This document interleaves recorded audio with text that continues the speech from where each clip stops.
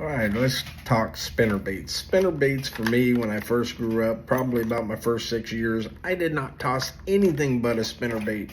And then as the years got on, I started using different styles of baits and different techniques and trying out different things until I got into the business of designing, making our own baits, from lures to fishing supplies to clothing line and more. But spinnerbaits, folks, this is a must-have bait. Even as I've gone and I've kind of got out of it, it's something that you really need to get back to using. Spinnerbaits are so versatile. This is the Get Hooked Magic Bait spinnerbaits right here.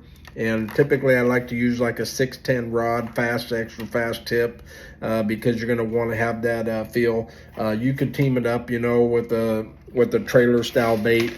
Something small to get the tail thumping on there. You got the vibration, get your little tail thump. This is one of the little baits right here. Would be a nice little trailer bait on that spinner. And the way you're going to work that, you're going to cast it out, bomb it out there a little bit, try different techniques.